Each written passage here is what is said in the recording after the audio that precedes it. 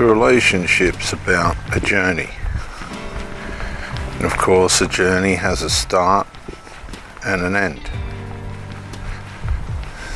Sometimes when we come to the end of a journey, it's just good to get back home and be home in the environment that we're comfortable in, where we know we're safe, where we can rest and be assured that everything's going to be all right. That's usually the case. Some people never want to return home. They don't have a home. They're nomadic. They live wherever they end up. They go with the flow or the chaos, depending on what is happening in their life at that particular time. And most chaos is caused by lack of finances. That's the cause, usually, of chaos. But chaos can also present itself in deficit of integrity and morality in a relationship. And this is where the stress and the mental health issues and the harm starts. Because at the start of most relationships, people are prepared to make an extraordinary effort, an effort that's not usually truly reflective of who that person is.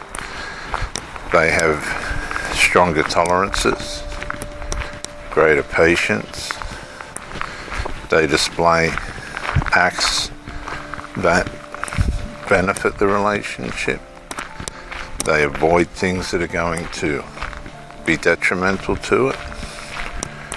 This is how most relationships start. But of course, like any other journey, things change. And if you're with somebody that's not aware of their sinful nature, or has a personality disorder, which is usually an extension of the sinful nature manifesting itself in the person, then deterioration and devaluation is going to begin. The corrosion is going to at some point surface. So at the initial start, when everyone's strong and full of energy, able to perform at their optimum or at their best, able to camouflage their weaknesses and avoid them, as the relationship wears on, we're going to see weaknesses start to appear. Now, in some cases, weaknesses can be not detrimental, just the normal, way in which life works itself out. But in other cases, that might not be so. The weaknesses can be spending too much, negligence of presence, negligence of care, stubbornness, resentments, things that cause disruptions, involving other people, interferences in the relationship. All these things are going to, at some point, if these weaknesses are lying underneath, they're going to manifest. Could be addictions, including religious or sport or other addictions, hobbies, And in some cases you may have been aware of these issues.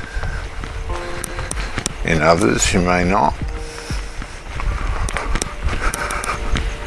But if you're aware of these issues and you enter the relationship and now they're starting to be detrimental to you, then you put yourself in a place that you shouldn't have been. And that's how we start the race. We'll put ourselves in places that we shouldn't be. We'll ignore the red flags and the warnings. Sometimes these people will even tell us what these problems are. I've been called this. I do this, I do that. I don't do this and I don't do that. And we ignore them trying to say to us, look, there might be things in my life that I don't think you're going to be able to cope with. But of course, at the start of the race, we think we're going to win. But as the race wears on and we start to wear, these things wear at us, we start to realise we're in a situation that's not where we should have been. And I've done this myself. That's how I know. That's how I know exactly what can happen. And when you're with someone that hasn't made the effort to develop themselves effectively, with someone that's failed to do the personal work, the personal development work, these things will jump out at you, because that's how the carnal nature, the sinful nature works. That's how personalities disorders work. They work to corrode. They're corrosive. They work to pull everything down around us. They're disintegrative, they're corrosive, they're destructive. And it's up to each and every one of us to be aware of how these things work, why they're there, how this carnal nature got there, and what is the best remedy to overcome it. And the best remedy to overcome it is the finished work of the Lord Jesus Christ, because it says our sinful nature was crucified with him, so that the body of sin might be done away with. So the first point of call is to realize what the finished work of the Lord Jesus Christ has done for everyone, without partiality.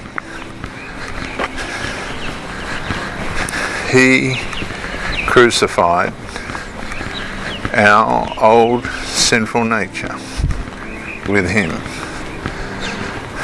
so that the body of sin and the way in which it works within us can be done away with, so that we could no longer, or should no longer, be slaves to sin. It's all in the finished work of the Lord Jesus Christ.